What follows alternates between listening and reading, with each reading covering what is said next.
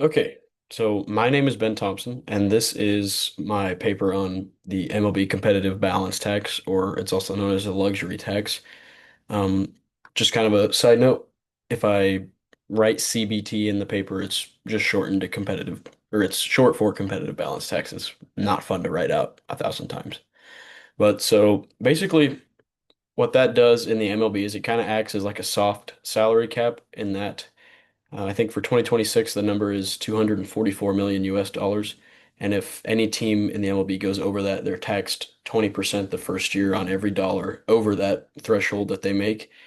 A lot about what I talk about in this paper is about big teams like the Dodgers, the Yankees, the Phillies, sometimes the Mets.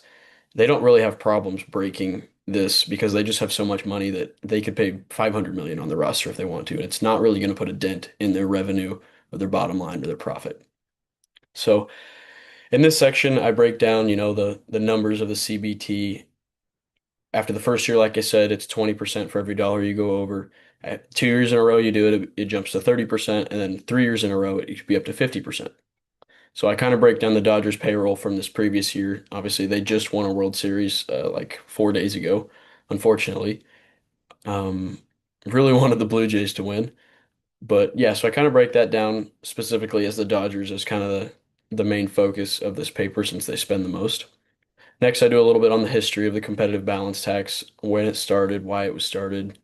It actually started because of the lockout in 96. And, in December of next year, 2026, there's probably going to be another lockout for this exact same reason. So it's kind of good to see history repeating itself, I guess. Moving on, I talk about how I feel that the competitive balance tax doesn't do a great job of promoting competitive balance in the leagues. It's in the name, but it doesn't actually help balance competition and HHI in the leagues. Um, yeah, we HHI is concerned about, championships, and I would say this I kind of break it down a little further than HHI in this paper in that, in the last 5 years, when you look at all the ALCS and the NLCS teams, you're seeing the exact same four teams every time. It's Dodgers, Phillies, Yankees, Astros, and all of these teams have enormous payrolls that small market teams just can't do anything to keep up with. This is why the NFL has a salary cap. It's to help, promote competition between teams like the Vikings and teams like the Dallas Cowboys. They're going to have a lot different levels of revenue when you look at it, but they're both still equally competitive. I'd say those are two examples. Another thing I break down is kind of if a salary cap would be favored by people in Major League Baseball. I think fans want it quite a bit, other than, fans for like the top two or three teams. Players are probably going to be opposition to it because, I mean, you look at contracts like Juan Soto, Shohei Ohtani, Max Scherzer. These guys got paid a lot of money. Juan Soto is guaranteed $750 million in his contract, guaranteed.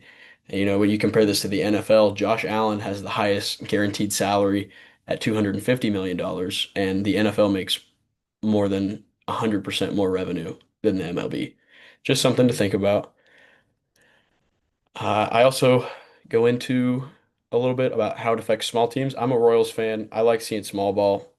This competitive balance tax seems to squeeze free agents here, like I mentioned.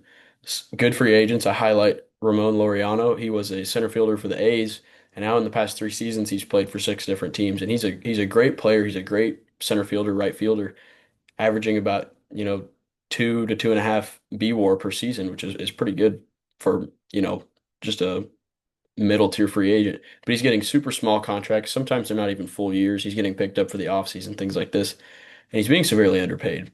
And I think that's because of the competitive balance tax and how it basically forces teams to either spend a whole lot of money on one just absolutely generational superstar or just put a whole bunch of money into a bunch of smaller, younger, AAA players or players that are super young in the majors.